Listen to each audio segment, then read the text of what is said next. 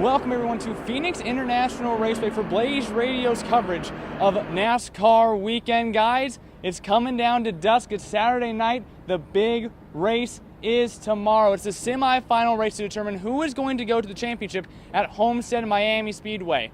Kevin Harvick's clinched. Kyle Busch is clinched. Martin Truex is clinched on points.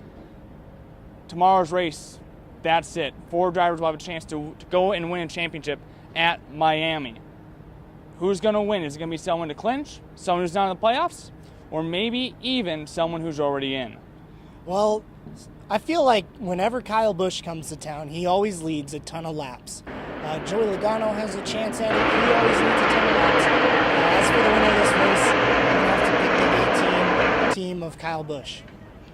I'm going to have to go with Chase Elliott, not because I think he's dreamy, but because he has gone out there and really proved himself, I think, and you know, it seems to me that he's comfortable here at Phoenix with the dogleg racetrack. So, I mean, he's my pick. And to go with Lauren, he has run really well, especially at practice today.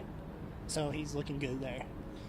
My pick is going to have to be another guy kind of like Kyle Busch. When you come here, you expect him to be in there for the hunt. I got Kevin Harvick winning twice in this final round to go to Homestead Miami. And that third spot then is going to be wide open. But like we said, it's interesting. We already have 3 spots clinched due to Martin Truex Jr. clinching on points because he wins what seems like almost every single stage or gets points in every single stage to get him up to the amount where he is now. So with that being said, someone outside the top 3 could clinch and no one gets in on points out of Phoenix other than Martin Truex Jr. who's already clinched. Who's your championship 4 looking when we're at Homestead in 7 days?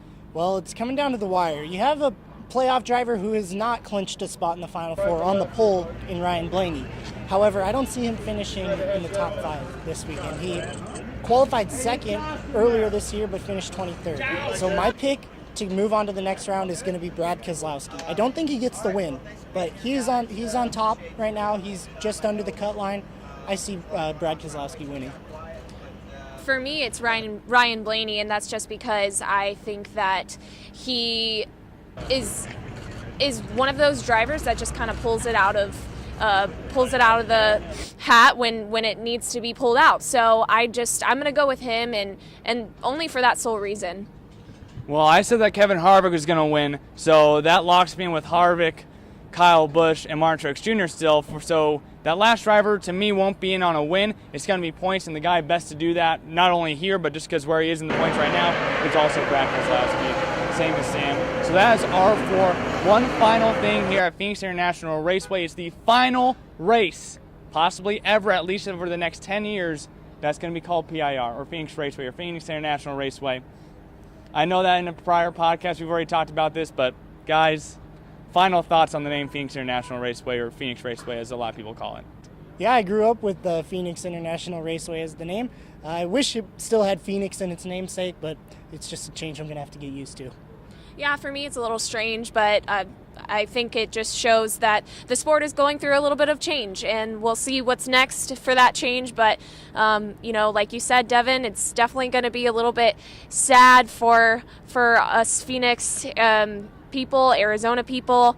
We want to keep Arizona in racing. Well, guys, even though you can't really see it behind us, but Turn 2, you can kind of see it. It's getting pretty nice back there. The brand new grandstand's coming. Of course, in fall, they're moving the straightaway. Be sure to stick around on Blaze Sports. We're going to be bringing you a little bit of news on the construction, also what the track might just be looking like in fall of 2018. Be sure to be sticking around on Blaze Sports and also BlazeRadioOnline.com for our coverage of Sunday's CanAm500 for Blaze Radio. For Lauren Marshall, Sam Brennan, I'm Devon Henry. Thank you for tuning in with us this weekend, and we'll see you one last time Sunday afternoon.